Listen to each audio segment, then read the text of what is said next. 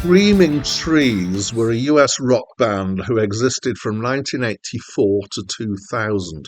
They were part of a nascent grunge scene at the time and fronted by Mark Lanigan, who went on to be in Queens of the Stone Age and had his own solo career. They released 8 studio albums.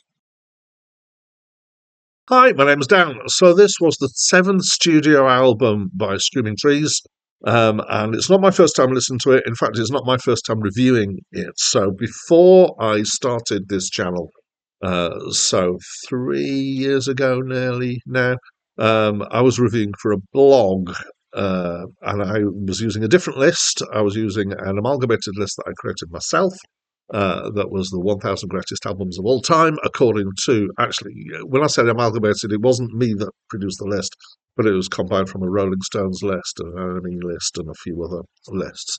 And this album appeared on it, and at that point I gave it 8, so I really liked it.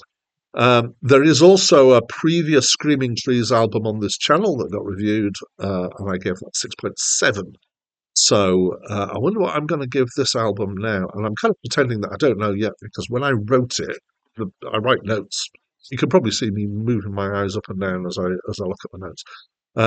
At the point I wrote the notes, I hadn't decided what the score was. Obviously, you will see now the score is 7.8. Right, into the album is not grunge. So Screaming Trees are generally regarded as being grunge. This was admittedly has been said by other people, is a shift in style for them.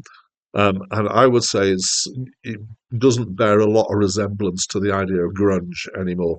It's heavy to medium weight rock, with shades of hair rock bands, or I kind of feel like Extreme Modern Words, one of their softer songs, it kind of has that kind of feel to it.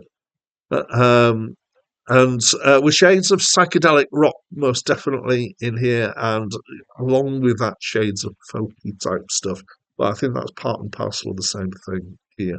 So the end result has kind of elements of Led Zeppelin about it, although you wouldn't confuse it with Led Zeppelin because it's a different voice. Um, it's a strong and confident album. It's musically reasonably diverse, and I enjoyed it. There is one track which is really quite a lot less heavy, is more light. So I use this kind of terminology, medium heavy and light, as if heaviness was a weight, and other people seem to use hard and soft for rock, but I quite like heavy.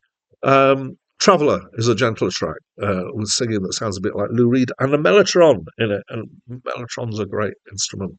This is an early version of a sampler that uses tape loops, has very expensive at the time, and probably still are, using a different loop for each note to get the sounds.